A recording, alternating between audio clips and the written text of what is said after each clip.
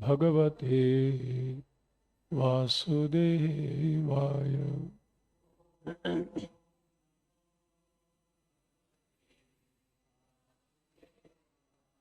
ओम नमो भगवते वासुदेवाय।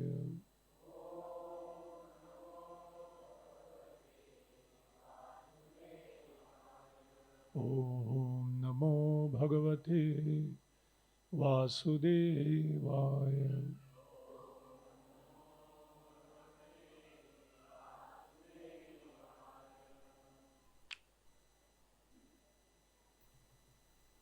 आज हम श्रीमद् भगवद गीता के दूसरा अध्याय, शीर्षक है गीता का सार, श्लोक क्रमांक 50 से चर्चा कर रहे हैं। बुद्धि युक्तो जहातीह उभे सुकृत दुष्कृते तस्माद् योगाय युज्यस्व योगः कर्मसु कौशलम्।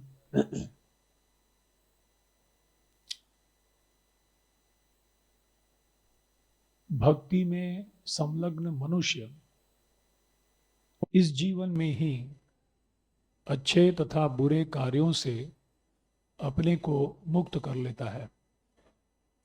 अतः योग के लिए प्रयत्न करो, क्योंकि सारा कार्य कौशल यही है। तात्पर्य श्रील प्रभुपाद द्वारा, जीवात्मा अनादिकाल से अपने अच्छे तथा बुरे कर्म के फलों को संचित करता रहता है। फलतः वह निरंतर अपने स्वरूप से अनभिज्ञ बना रहता है। इस अज्ञान को भगवद गीता के उपदेश से दूर किया जा सकता है। यह कर्म पूर्ण रूप में भगवान श्री कृष्ण की शरण में जाने तथा जन्म जन्मांतर के कर्म फल की श्रृंखला का शिकार बनने से मुक्त होने का उपदेश देती है। अतः अर्जुन को कृष्ण भावनामृत में कार्य करने के लिए कहा गया है, क्योंकि कर्म फल से शुद्ध होने की यही प्रक्रिया है।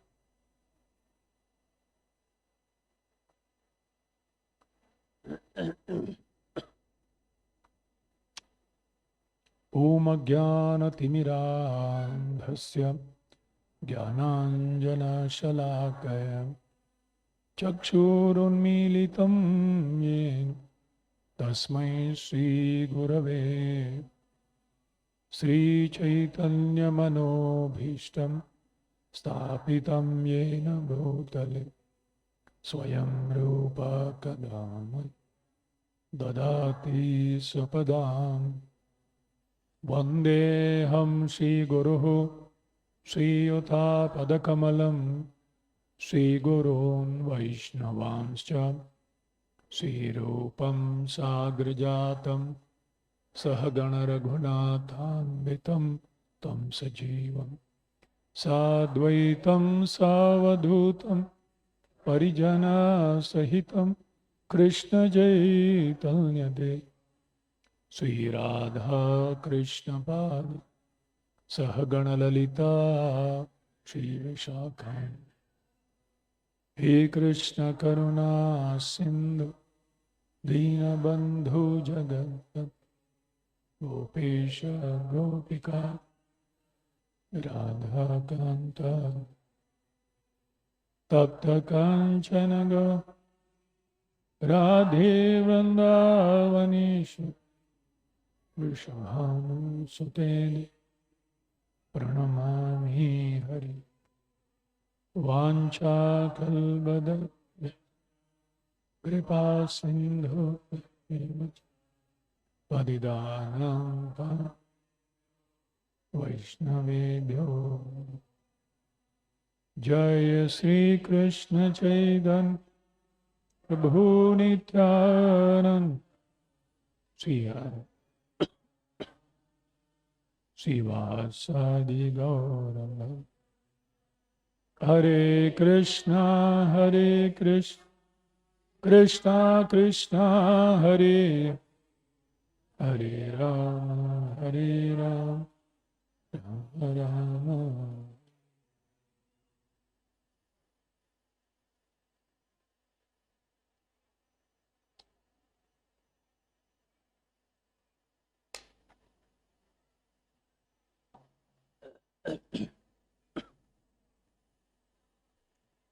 हरे कृष्ण। आज रुक्मिणी द्वादशी का पवित्र तिथि है। आज के दिन श्रीमती रुक्मिणी देवी का आविर्भाव हुआ था और परसों नरसिंह चतुर्दशी। तो मैं सोच रहा था कौन से विषय पे बोलूं आज के दिन।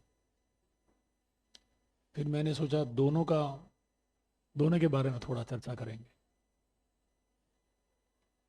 तो फिर दोनों में एक चीज जो समान है, क्या है वो? गीता, भगवत गीता एक लॉ बुक, जैसे हम कहते हैं कि एक विधियों का एक नियमावली। और भागवतम जो है वो लॉ जर्नल है, जहां गीता में बताए हुए तत्व ज्ञान को विस्तारित रूप से इतिहास और पुराणों में, भगवान की लीलाओं में, अलग अलग समय पे, अलग अलग स्थान में, अलग अलग युगों में, अलग अलग लोकों में हुई जो घटनाएं हैं, उनके द्वारा यही गीता में बताए हुए नियमों को स्थापित किया जा रहा है, थोड़ा विस्तारित रूप से समझने का।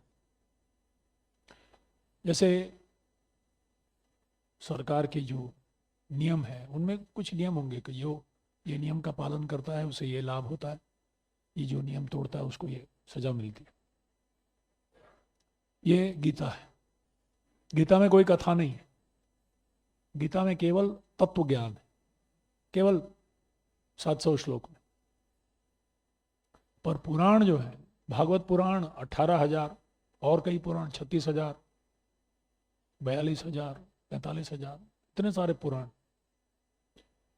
उनमें इसी तत्व ज्ञान को अलग अलग ऐतिहासिक घटनाओं के द्वारा विस्तारित रूप से समझाने का प्रयास है। तो आज ये जो श्लोक है, बुद्धियुक्तो जहातीह उभे सुकृत दुष्कृते तस्माद योगाय युज्यस्व योगः कर्मसु कौशलम। कर्म की कुशलता क्या है? एक्सपर्टीज, दक्षता। जो व्यक्ति बहुत से काम कम समय में कर देता है, हम बोलते हैं बड़ा दक्ष है। तो कुशलता वही है। कैसे इस संसार में तो जीना तो है ही, शरीर मिला है, पर इस संसार में जाने या अनजाने में, चाहे या ना चाहे, व्यक्ति को कुछ कर्म करने पड़ते हैं जिसमें वो बंध जाता है। अच्छे कर्म है तो अच्छे फल, बुरे कर्म है तो बुरे फल। और अच्छे कर्म को भुगतने के लिए, बुरे कर्म का फल भुगतने के लिए व्यक्ति को जन्म लेना पड़ता है। और इस तरह से वो कर्म बंधन में फंसा रहता है। और जब भगवान अवतरित होते हैं या अपने भक्तों को जब वो भेजते हैं,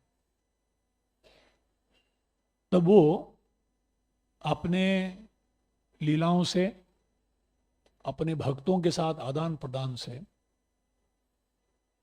ये दर्शाते हैं कि कैसे इस कर्म बंधन से मुक्त हो जाए जीवन के अंत में। और जब तक इस संसार में है, उसमें जैसा कहते हैं संसार में होकर भी संसार के नहीं होना, इसको कहते हैं कर्म की कुशलता। कर्मसु कौशलम। वो क्या है? बुद्धि युक्त, बुद्धि को भगवान के चरणों में लगाकर उनकी प्रसन्नता के लिए, उनकी संतुष्टि के लिए, उनकी आज्ञा के अनुसार जहाती त्याग देता है। क्या? उभे सुकृत दुष्कृत। सुकृति और दुष्कृति उसकी परवाह न करते हुए केवल भगवान की प्रसन्नता के लिए कार्य करना, इसको कहते हैं योग कर्मसु कौशलम, कर्म की कुशलता। भगवान भी गीता में कहें, जन्म कर्म च मे दिव्यम एवं यो वेति तत्वतः त्यक्त्वा देहम पुनर्जन्म नैति मामेति सोर्जुन। अर्जुन, मेरा जन्म और मेरा कर्म दिव्य है, इसको जो तत्वतः समझ जाता है, त्यक्त्वा देहम, इस शरीर को त्यागने के बाद फिर से इस संसार में नहीं आता, बल्कि मेरे धाम को प्राप्त होता है। तो ये दो प्रसंग आता है भागवत के दशम स्कंद में, रुक्मिणी देवी का वर्णन, और भागवत के 7वें स्कंद में नरसिंह देव का वर्णन विस्तारित रूप से आता है। संक्षिप्त रूप में हम कुछ समय में इस लीला से प्रमुख सीखने वाले जो तत्व हैं उसके बारे में चर्चा करेंगे।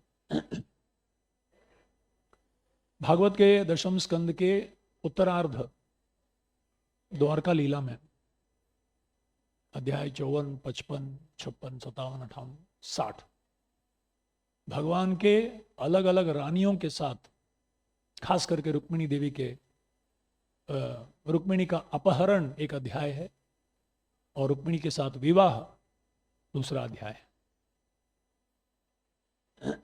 और उसमें वर्णन आता है किस प्रकार विदर्भ नगरी में, वहां की राजधानी जो कुंडिनापुर था, उसमें महाराज भीष्मक निवास करते थे। उनके 5 पुत्र थे और एक पुत्री थी, सबसे छोटी। सबसे बड़े का नाम था रुक्मी, फिर रुक्म रथ, रुक्म बाहु, रुक्म केशी, रुक्म माली और सबसे छोटी रुक्मिणी। रुक्मिणी साक्षात लक्ष्मी जी की दूसरी स्वरूप है।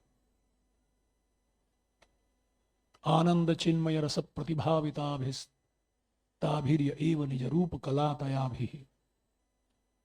ब्रह्म संहिता में ब्रह्मा जी कहते हैं कि जब भी भगवान अवतरित होते हैं, अलग अलग रूपों में आते हैं, संभवामि युगे युगे, तो उनके सारे पार्षद, उनके अंतरंग शक्ति अलग अलग रूप में प्रकट होते हैं और ये अद्भुत लीलाएं होती है। तो रुक्मिणी न केवल देखने में बहुत ही सुंदर थी, रुचिराननम, रुचिर आननम, बहुत सारे नाम है। वरानने भागवत में वर्णन है, सुखदेव गोस्वामी वर्णन करते हैं। न केवल देखने में इतनी सुंदर थी, बल्कि ऐसे सारे सद्गुणों से संपन्न थी कि संपूर्ण विदर्भ नगरी माता रुक्मिणी से बहुत प्रेम करते थे।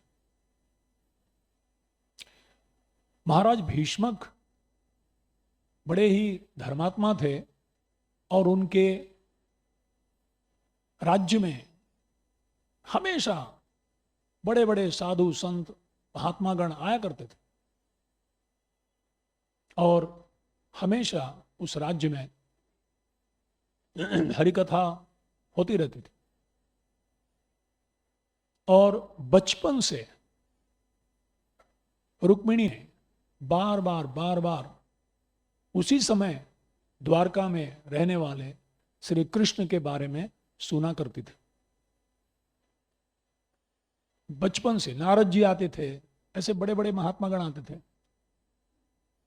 और उन सब से सुन सुन के उनके रूप, उनके गुण, उनकी अद्भुत लीलाओं को सुन सुनकर स्वाभाविक रूप से, नैसर्गिक रूप से रुक्मिणी का प्रेम श्री कृष्ण के प्रति जागृत हुआ और उन्होंने ठान लिया कि मैं अगर विवाह करूंगी तो मैं कृष्ण से ही करूंगी और किसी से नहीं। मन में उन्होंने निश्चय किया। इतना ही नहीं बल्कि उधर श्री कृष्ण को भी ये मालूम था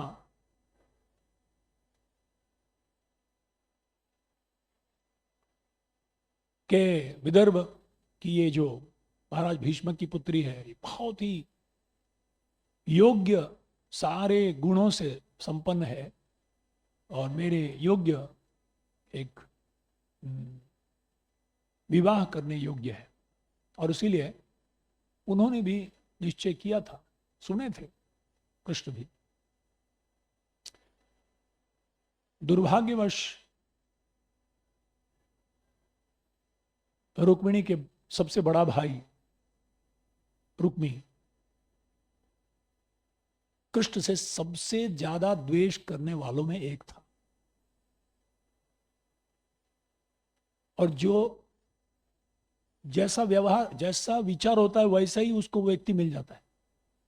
ये मैंने बार बार देखा है। जैसी हमारी इच्छा होती है वैसे ही व्यक्ति हमको मिल जाते हैं और उनसे स्वाभाविक रूप से संबंध भी होता है और मैत्री भी हो जाती है। तो रुक्मी का और शिशुपाल के साथ आपस में बहुत प्रेम था, मैत्री थी और उसे मालूम था कि अगर पूरे विश्व में अगर एक व्यक्ति सबसे ज्यादा द्वेष करता है कृष्ण से, वो शिशुपाल। और शिशुपाल कृष्ण का ही क्या बोलते हैं, चचेरा भाई है। तो रुक्मी ने ठान लिया कि रुक्मिणी का विवाह शिशुपाल से ही होगा। पूरी राजधानी कुंदिनापुर में जानती थी कि रुक्मिणी तो कृष्ण से प्रेम करती है। भीष्मक महाराज भी सहमत थे, पर रुक्मी ने निर्णय लिया, सबसे बड़े भाई ने निर्णय लिया, अब क्या करेंगे। तो सब जगह ये संदेश फैल गया, भिजवा गया सबको। शिशुपाल तो वाह बहुत खुश कि रुक्मिणी का विवाह मेरे साथ होने वाला है। शादी का इनविटेशन सबको भेज दिया गया और शिशुपाल के साथ जरासंध, शाल्व, मतलब सब के सब जितने असुर थे, असुरिक व्यक्ति के राजागण, सबके सब उसके साथ आए, ये जानते हुए कि निश्चित रूप से कृष्ण आ सकते हैं और निश्चित रूप से कुछ तो होगा, कुछ छल कपट करेगा कृष्ण हमेशा की तरह।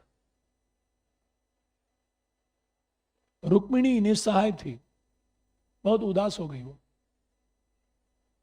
दूसरे लोग लाचार थे। हम भी कई परिस्थिति में ऐसे हो जाते हैं, बहुत उदास हो जाते हैं, दुखी हो जाते हैं, उसमें से निकलने ऐसा लगता है कि निकल ही नहीं पाऊंगा। पर रुक्मिणी निडर और साहसी थी, क्षत्रिय थी, क्षत्राणी थी, वो राजनीति को अच्छी तरह से जानती थी। तो उसने एक बड़े विश्वासु ब्राह्मण को चुना और उसके साथ उन्होंने एक सुंदर पत्र भेज दिया, कहा जल्द से जल्द जाओ, क्योंकि उस दिन 3-4 दिन बाकी थे बस रुक्मिणी के विवाह के लिए।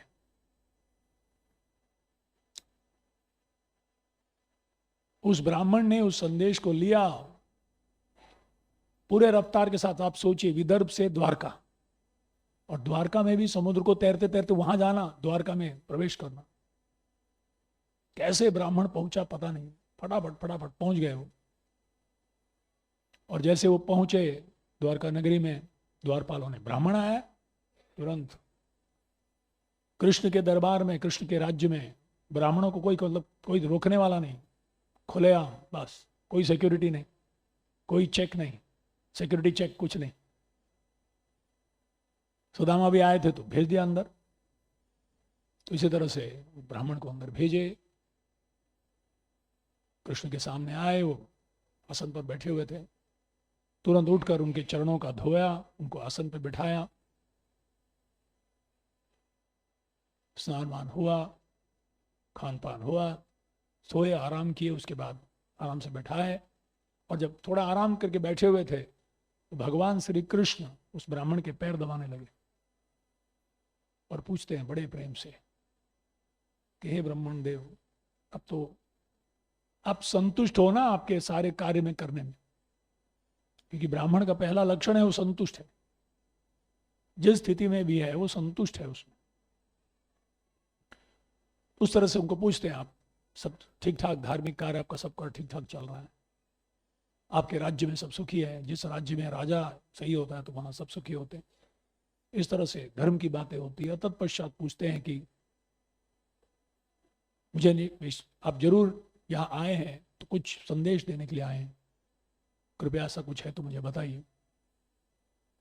और तब वो ब्राह्मण उसे निकालते हैं, वो रुक्मिणी का भेजा हुआ पत्र, और उसे पढ़ के सुनाते हैं। भागवत के उस अध्याय में 7 श्लोक हैं। कभी समय मिलेगा तो पढ़िए, हो सकता है तो आज ही पढ़िए, नहीं तो कल पढ़िए, परसों के अंदर तो जरूर पढ़िए। बहुत ही सुंदर 7 श्लोक, जहां माता रुक्मिणी अपना हृदय व्यक्त कर रही कृष्ण के प्रति। पहला श्लोक बड़ा प्रसिद्ध श्लोक है, जो भक्ति में लगना चाहता है उसके लिए एक रहस्य। मया आसक्त मना पार्थ योगम युंजन मदाश्रय असंशयम समग्रम माम यथा ज्ञास्यसि तत् शृणु। भगवान गीता में 7वें अध्याय में कहते हैं, भक्ति योग की शुरुआत 7 से 12, कि अगर मई आसक्त मना, अगर मेरे प्रति मन को आसक्त आपको करना है, मेरी सेवा में लगना है, मद आश्रय, मेरे आश्रय में आना है, असंशयम, निश्चित रूप से, समग्रम, पूर्ण रूप से, तो शृणु। भक्ति की शुरुआत, नवदा भक्ति की शुरुआत होती है श्रवणम। जिसके बारे में सुनेंगे उसके बारे में बोलेंगे, कीर्तनम, उसके बारे में स्मरण करेंगे,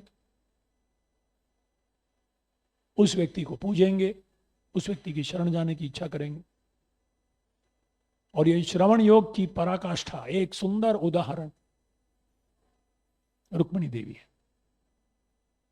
जो उस पहले श्लोक में लिखती है, श्रुत्वा गुणान भुवन सुंदर शृण्वतां ते निर्विश्य कर्ण विवरैर हरतोंगतापम रूपम दृशाम दृशिमताम अखिलार्थ लाभम त्वय्यच्युता विशति चित्तम अपत्रपम में। श्रुत्वा गुणान, हे प्रभु, जब से मैंने आपके बारे में, आपके गुणों को सुना, भुवन सुंदर, आपके सौंदर्य के बारे में, आपके नाम रूप गुण लीला सुना। भुवन सुंदर शृण्वताम थे, जो सुनने योग्य है। किसी के भी अगर कान है तो वो कान इस चीज के लिए है कि भगवान के बारे में सुनना। जो कान में कृष्ण कथा हरि कथा नहीं जाती है, वो कान ऐसे कान है जो सांप के बिल है, जिसमें काल सर्प घुस के मनुष्य के जीवन को नष्ट कर देता है। निर्विष्य कर्ण विवर, और जब से वो आपके नाम रूप गुण लीला की कथा मेरे कानों में प्रवेश किया, कर्ण विवर हरत अंग तापम। अगर एक स्त्री नवयुवती किसी सुंदर नवयुवक के बारे में सुनती है, देखती है, तो काम वासना से ताप बढ़ता है, क्योंकि रजोगुण में है काम, काम येष क्रोध येष रजोगुण समुद्भव। तो हृदय का ताप बढ़ता है, एक प्रकार की गर्मी है वो। पर रुक्मिणी देवी यहां कहती है, जब से मैंने आपके बारे में सुना, प्रविष्ट कर्णरंध्रई, जब से वो मेरे कान में प्रविष्य कर्ण विवरे हरत अंग तापम, तापत्रय उन्मूलनम। 3 प्रकार की जो ताप है, ये ताप उन्मूलनम। इसीलिए गोपियां भी गाती है, तव कथामृतम तप्त जीवन कवि भीरीडितम कलमशापहम। ये हुआ है कि मेरे हृदय से वो ताप, क्योंकि प्रेम जागृत है, कृष्ण प्रेम, तो तापत्रय उन्मूलनम, अपने आप ये त्रिविध ताप जो है वो नष्ट होने लगते हैं। निर्विष्य कर्ण विवर हरतोंग तापम रूपम दृशाम दृशिमताम। अगर किसी के आंख है तो भगवान के सौंदर्य को देखने के लिए। अखिलार्थ लाभम, सब प्रकार की इच्छाएं पूर्ण हो जाती है। अखिलार्थ लाभम, सब प्राप्त हो जाता है। तोई अच्युता आविशति चित्तम, अब मेरा हृदय पूर्ण रूप से आप में लग गया है, अपत्रपम में, और मैं पूर्ण रूप से निर्लज्ज होकर आपको मैं ये मेरा प्रेम पत्र पढ़कर कि तुम नाराज ना हो, तुम मेरी जिंदगी हो, तुम मेरी बंद मैं निर्लज्ज होकर, आप कहेंगे अरे ये राजा की लड़की, इतना भी शर्म नहीं है, ऐसा लिख रही है, प्रेम पत्र लिख रही है, क्या ये कॉलेज हो गया क्या, लड़की एक लड़के को कैसा लेटर भेजती है? तरीका होता है। बोले नहीं, क्योंकि ये इमरजेंसी है, ये क्योंकि मेरा विवाह शिशुपाल के साथ, तो मैं चाहती हूं कि आप राक्षसेन विधानेन, 8 प्रकार का विवाह, उसमें से एक है राक्षस विवाह, राक्षस विधान। भरी सभा में उस स्त्री को वो सारे लोग जो पुरुष बैठे, उनके बीच से उठा के ले जाना और उनके साथ युद्ध करके उनको हरा के ले जाना उस स्त्री को। 8 प्रकार के महाभारत में बताया गया है विवाह होता है। पैशाच विवाह होता है, ब्रह्म विवाह होता है। ब्रह्म विवाह का मतलब है माता पिता, उनके माता पिता, इनके माता पिता, सब पहले बातचीत करते हैं, उसके बाद एक योग्य ब्राह्मणों को बुलाते हैं, एक तिथि फिक्स होता है, इनविटेशन डिस्ट्रीब्यूट होता है, सबको आ जाओ भाई। फिर अच्छा मंगलवाद्य बजते हुए सब लोगों का आशीर्वाद लेते हुए विवाह होता है। ये एक प्रकार आर्य सबसे श्रेष्ठ विवाह, first class, second class, third class. सबसे पैसा, पैसा मतलब उसको कुछ तो पिला के उसको उठा कर ले जाके इस तरह से। तो राक्षसेन विधानेन, बोले इसी तरह से मैं अभी आप सिंह जैसे आपका भाग, एक सियार और लोमड़ी जैसे लोग इसे ना उठा के ले जाए, तो आप कृपया आइए। और कहती है कि आप अगर नहीं आओगे, हो सकता है कि आप नहीं आ सके, क्योंकि मेरा एक निवेदन है ये, पर अगर आप नहीं आओगे तो ये शरीर निश्चित रूप से व्रत और तपस्या के द्वारा जल के राख हो जाएगा। पर इस शरीर को मैं किसी और को अर्पण नहीं कर सकती, मेरे हृदय को और किसी को मैं दे नहीं सकती। मैंने आपको अपने मन में पति के रूप में स्वीकार किया है। और मेरी यही इच्छा है, दृढ़ता देखिए माता रुक्मिणी की, कहती है कि कोई ना कोई जन्म में मैं आपको प्राप्त करके रखूंगी, तब तक मैं तपस्या करती रहूंगी। जैसे अंबा ने ये दिया, ठान लिया कि एक नहीं इसको भीष्म के साथ बदला लेके, पर यहां उल्टा निश्चय किया, कहीं ना किसी जन्म में मैं आपको स्वीकार प्राप्त करूंगी, पर और किसी को मैं विवाह सोचूंगी भी नहीं उसके बारे में। आप सोच रहे होंगे अगर मुझे उठा के ले जाना है, अंतपुर में आएंगे, घर में आए प्रवेश करेंगे, मेरे रिश्तेदार आक्रमण करेंगे आपके ऊपर, कई लोगों को मारना पड़ेगा, पारिवारिक लोगों को, तो आप सोच रहे हो ऐसा कैसा हो जाए। चिंता मत करो, मैं आपको एक ब्लूप्रिंट, एक प्लान बनाई हूं, योजना बनाई, मतलब पूरा सोचिए, स्ट्रेटेजिक प्लानिंग। बोले विवाह के एक दिन पहले हमारा ये प्रथा है कि हम अंबिका, माता अंबिका देवी के, उनके क्या बोलते हैं, इष्ट ग्राम देव जैसा बोलते हैं, ऐसा, उसमें हम उनको दर्शन के लिए जाते हैं, प्रार्थना करते हैं। और उस समय मैं और हमारे कुछ सहेलियों के साथ मैं जाने वाली हूं। उस समय योग्य समय है, आप अगर आके मुझे अपहरण करके ले जाओगे तो कोई टेंशन नहीं, कोई चिंता नहीं। मतलब सुझाव भी दे रही है।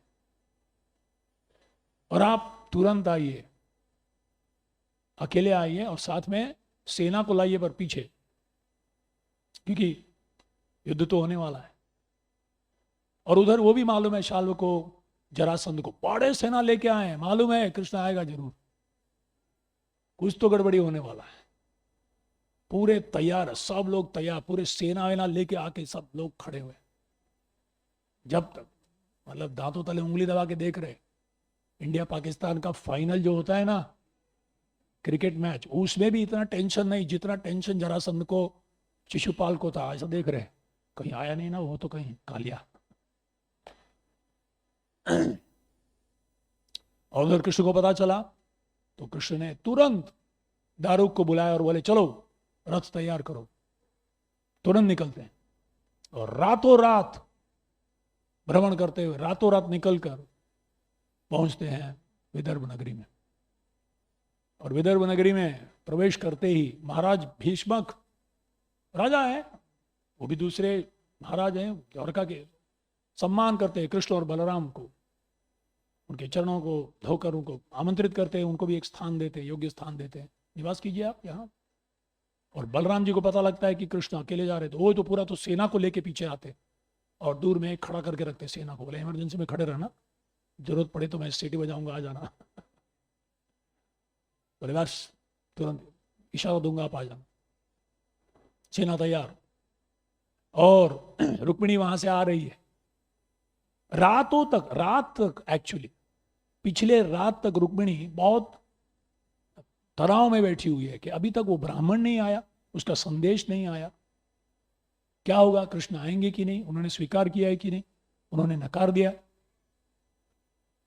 तब तक ब्राह्मण आता है, वो इतनी संतुष्ट हो जाती है रुक्मिणी देवी, कहती है कि मैं आपको क्या दूं, मेरे पास कुछ, साक्षात लक्ष्मी देवी कह रही कि मैं आपको देने के लिए मेरे पास कुछ भी नहीं, मैं आपको क्या दे सकती हूँ, आप तो संतुष्ट आदमी हो, तो मैं हाथ जोड़कर आपको प्रणाम कर रहा हूं।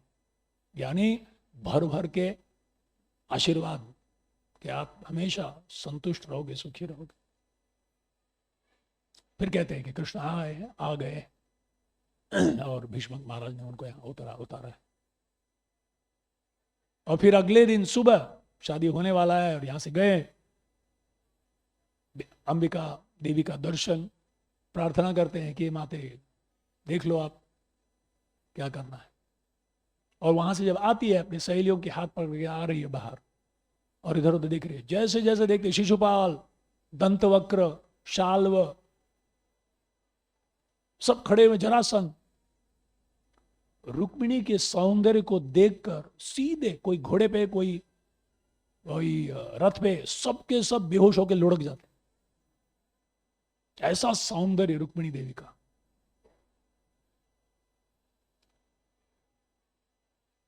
और रुक्मिणी देवी किसी की परवाह नहीं कर रही है, सिर्फ ढूंढ रही है सबके बीच में, कहीं कृष्ण तो नहीं दिख रहे, कृष्ण तो नहीं दिख रहे। तो हृदय में धड़कन बढ़ रही है कि आएंगे कि नहीं, पता नहीं क्या हो गया होगा, कुछ हो गया होगा, कुछ समस्या आ गई हो। और तुरंत आंखों की कोने से एक जगह देखती है कि कृष्ण रथ पर सवार वहां से आ रहे, बा खुश। और सब देख देख के खड़े हुए उधर, शिशुपाल वही खड़ा हुआ है, जैसे बच्चों को आइसक्रीम के सामने रखा तो मुंह से लार टपक रहा है, ऐसा देख रहा है रुक्मिणी देवी को। और उसके सामने कृष्ण रथ से आते हैं और रुक्मिणी खुद सामने आकर हाथ दिखा दे और उठाकर सब उसके सामने बैठा कर तुरंत निकल जाते हैं। पूरी सेनाओं के बीच से पूरे रफ्तार के साथ निकलते हैं। और ये देखते रह जाते हैं। जरासंध बोलता है, धिक्कार है हम जैसे क्षत्रियों पर कि हमारे आंखों के सामने शेर जैसे लोगों के बीच ये लोबड़ी सियार आके उठा के ले गया हमारा भाग। कौन शेर है कौन सियार है, ओ ये देखिए, हर एक को लगता मैं शेर हूं, दूसरा सियार है। ये इस मनोविज्ञान है एक प्रकार का लोगों का। हर एक को लगता है कि मैं एकदम सही। फिर आक्रमण करते वो बोलते नहीं, हमारे होते हुए कभी नहीं हो सकता। तो पूरी सेना को लेकर पीछे पीछे भागते। और रुक्मिणी के साथ भगवान श्री कृष्ण तो एकदम रफ्तार से जा रहे और पीछे पड़ते, अरे रुक जा कायर, अगर सही में तू बहुत अपने आप को शूर वीर समझता है तो लड़ हमारे साथ। पहले तो कृष्ण जाते रहते, फिर मुड़ते हैं, मुड़ के रुकते हैं और ये लोग तीरों की बौछार। बलराम जी को एकदम गुस्सा आ जाता है, बोलता उधर छोड़ो, इधर लड़ो पहले। और इस तरह से बहुत बड़ा, और देखते देखते देखते जरासंध के जितने सारे, शिशुपाल के जितने सारे सेना है, एक एक एक एक कर को सर काट गया, किसी का पैर काट दिया, किसी को, सब धराशायी हो जाते उधर। जरासंध देख रहा है कि आधी सेना तो नष्ट हो गई हमारी। बोले यार एक तो लड़की नहीं मिली, दूसरा सेना भी जा रहा है, बोले निकलते हम लोग, क्या करेंगे, छोड़ो। तो जरासंध सीधा, शिशुपाल तो बेचारा ऐसा देख रहा है, बस कुछ नहीं कर पा रहा, स्तब्ध हो ऐसा देख रहा है। जरासंध आके उसके कंधे पे हाथ डालता है। जरासंध कहता है, शिशुपाल, संसार में द्वंद्व आते हैं, कभी सुख कभी दुख, कभी हानि कभी लाभ, इसमें विचलित नहीं होना चाहिए। मुझे देखो, 17 बार मैं हारा, पर failure is a stepping stone to success. प्रेरणा का लेक्चर दे रहा। आते हैं, बस झुकना नहीं चाहिए। 18वें बार मैं जीत गया, कृष्ण भाग गया। चिंता मत करो, कभी ना कभी ऐसा होता है, इस संसार में होता है, कभी जीत कभी लाभ होता है, कभी और दूसरा समय आएगा, तुम कर लेना। चलो अभी हम लोग चलते हैं। सब निकल गए और तत्पश्चात कृष्ण, बहुत धूमधाम से उनका विवाह होता है। नहीं नहीं, उससे पहले, अरे मुख्य चीज तो बताना भूल गया, रुक्मी को इतना क्रोध आता है, कहता है कि तुम लोग कुछ भी करो, मेरे होते हुए कृष्ण कैसा ले जा सकता है। आज मैं कसम खा के कहता हूं कि या कृष्ण को मारूंगा या इस विदर्भ नगरी में फिर से प्रवेश नहीं करूंगा मैं। और पूरी सेना को लेकर, रुक जा रुक जा। तो अभी मैं, भगवान बोलते अच्छा, मुड़ते हैं और कुछ ही समय में रुक्मी के सेना को मारकर, रुक्मी को पूर्ण रूप से हराकर, उसके धनुष बाण तोड़कर, उसके रथ को तोड़कर, उसके सारथी को मारकर, उसके ध्वज को उड़ाकर, उसे निहत्था करके, उसे पकड़ के, मारने वाले होते उसे सर धड़ से अलग करना है। रुक्मिणी आके उनके पैर पड़ जाती है, तो बोलती है प्रभु मेरा भाई है खुद, और आज विवाह का दिन है, तो कृपया, ये उल्टा है। जहाँ देवकी और वसुदेव का प्रसंग जैसा है, यहाँ उल्टा है। वो अपने बहन को मारने के लिए तैयार, पर रुक्मिणी देवी पैर पड़ती है, बोले नहीं उनकी छोड़ दीजिए। तो भगवान कहते हैं ठीक है, तो इसका आधी मूछ निकाल देता हूँ, थोड़ा बाल निकाल देता हूँ, इधर थोड़ा, इधर थोड़ा, इधर थोड़ा।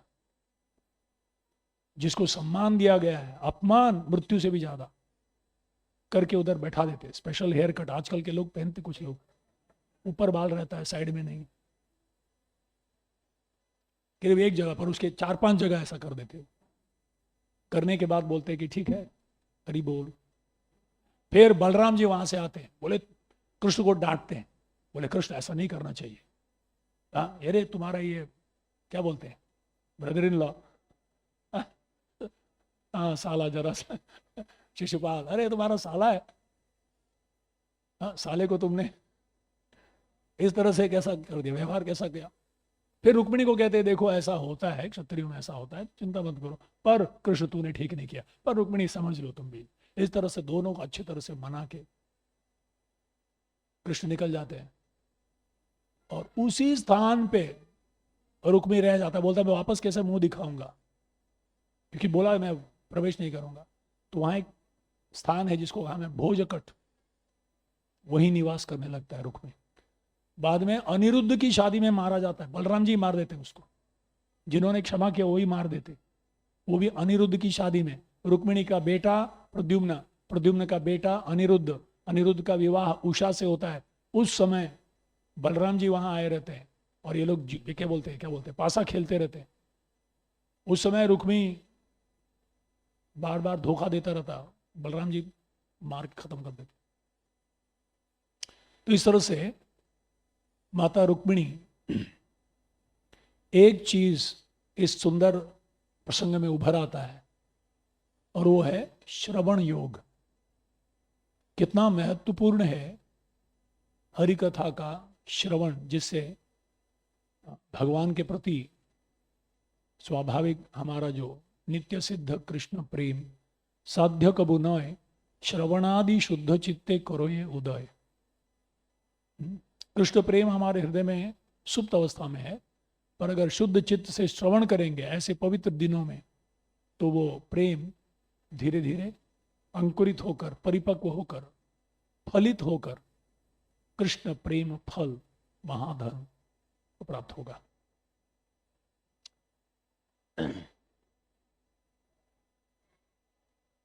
कल नरसिंह चतुर्दशी, परसों नरसिंह चतुर्दशी है, तो एक सुंदर श्लोक, इस श्लोक से संबंधित,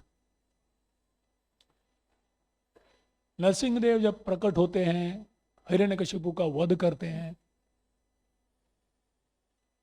प्रहलाद महाराज प्रार्थना करते हैं, प्रार्थना को सुनते हैं, उससे प्रसन्न होते हैं नरसिंह देव, उन्हें आशीर्वाद देते हैं, उन्हें कहते हैं कि प्रहलाद तू हिरण्यकशिपु का जो संपूर्ण विश्व का, संपूर्ण त्रिलोक का साम्राज्य है, तू उसका राजा बनेगा। और कितने समय तक? एक मनवंतर तक, यानी 71 महायुग, 43,20,000 एक युग होता है, एक महायुग। ऐसे 71 महायुग तक तू राज्य करेगा।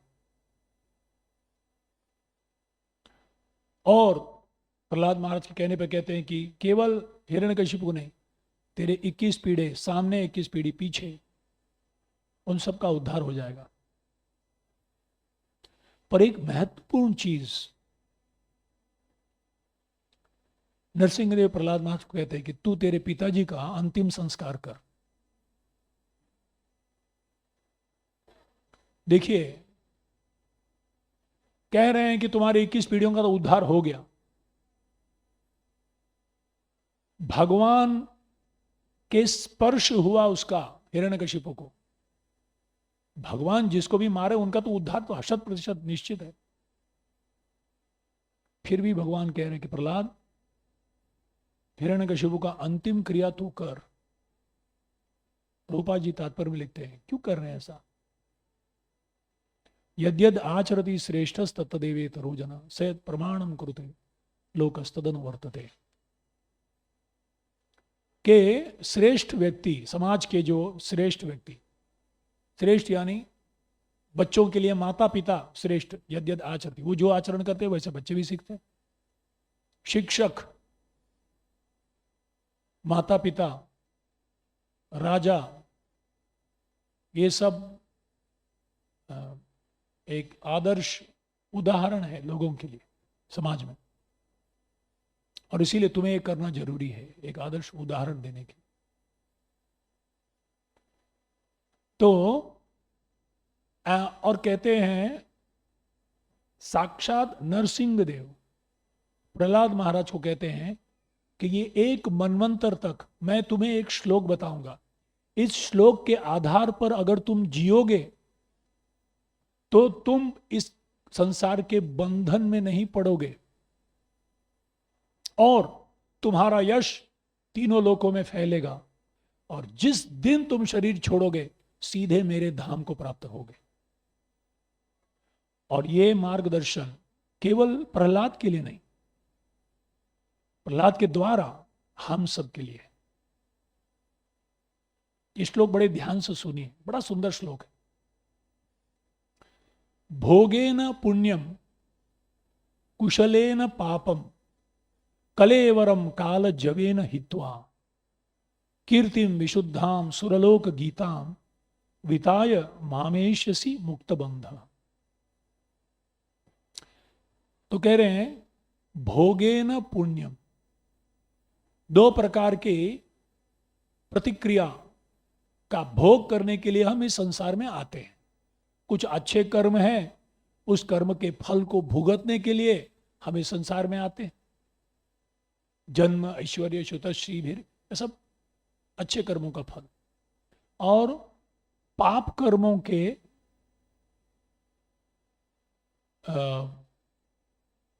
फल को भुगतने के लिए हम आते हैं इस संसार में। अगर पाप कर्म है ही नहीं, उसका परिणाम है ही, फल है ही नहीं, तो फिर इस संसार में जन्म लेने की जरूरत नहीं है। अगर पुण्य कर्म है ही नहीं भुगतने के लिए, तो इस संसार में आने की जरूरत नहीं। पर आप चाहो या नहीं चाहो, पुण्य और पाप कर्म होते रहते हैं हमसे। हम न चाहते हुए भी हमारे कोई शत्रु बन जाते हैं।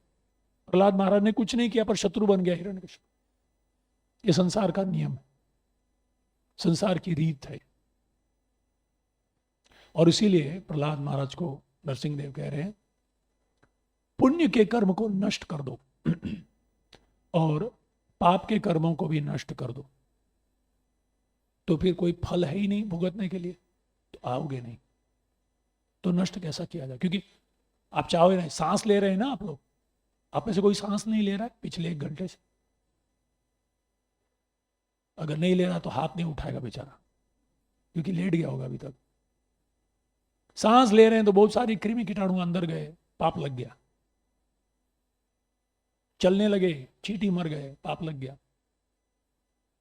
अनजाने में, जानने में होता ही है। तो पाप को नष्ट करने का तरीका क्या है? भोगेन पुण्यम,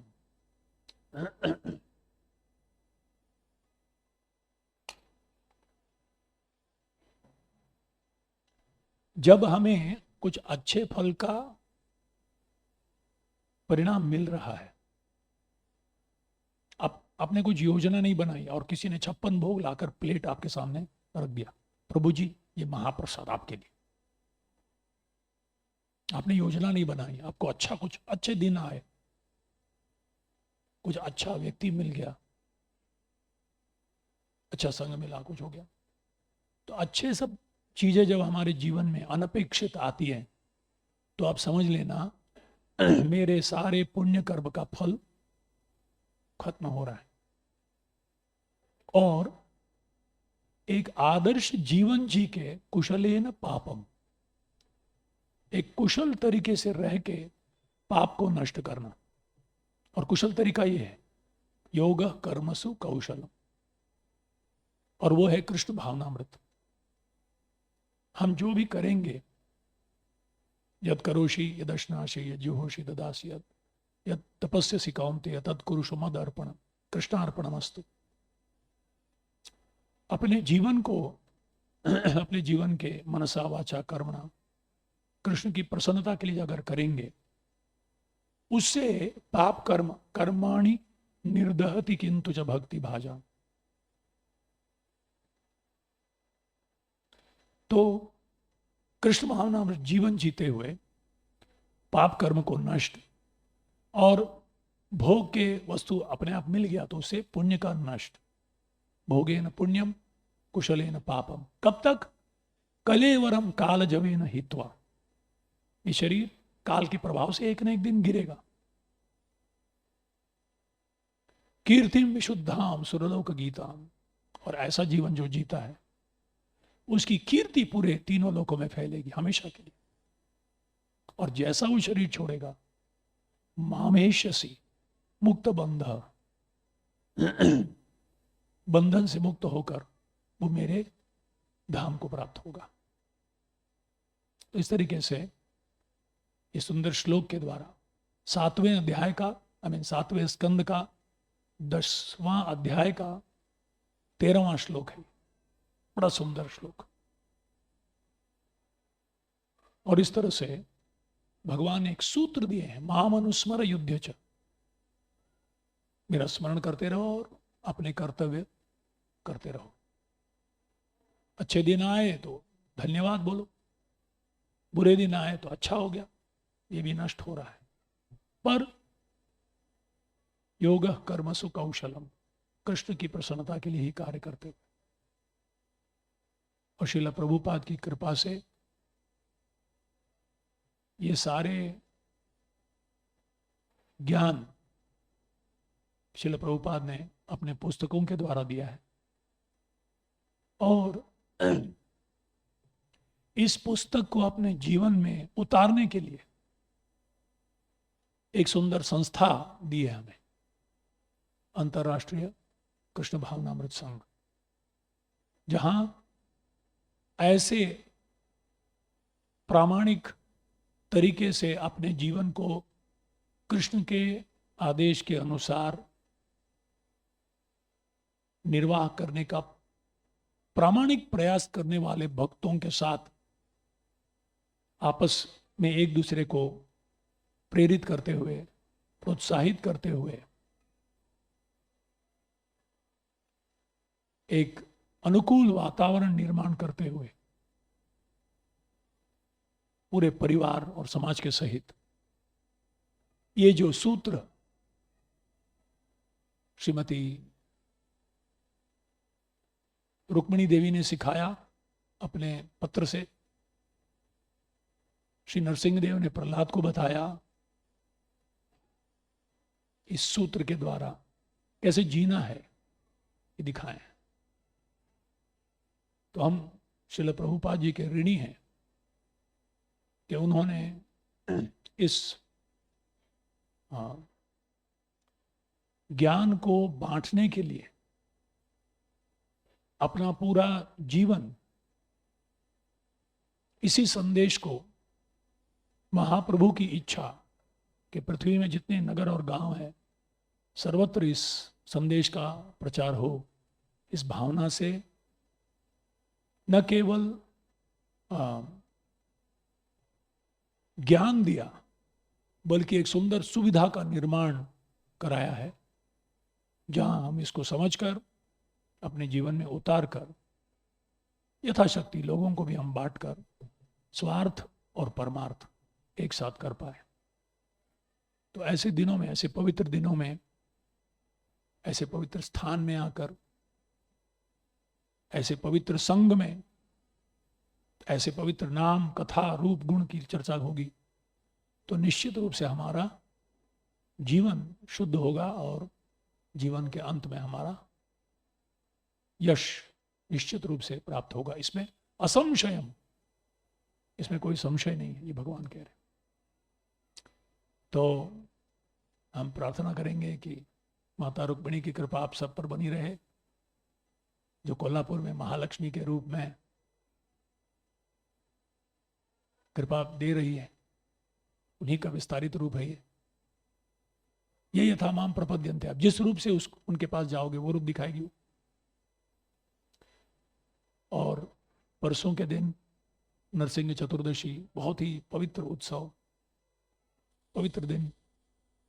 खास शिल प्रभुपाद ने नरसिंह चतुर्दशी, नरसिंह देव का आरती सुबह मंगल आरती के बाद, और नरसिंह देव का विग्रह भी स्थापित किया मायापुर इत्यादि स्थान में, अपने हर मंदिर के ऑल्टर में, कि हमारा भक्ति का संरक्षण हो, हमारी चेतना का संरक्षण हो, वो इधर उधर भटक न जाए, तो भगवान के चरणों में लगे रहे।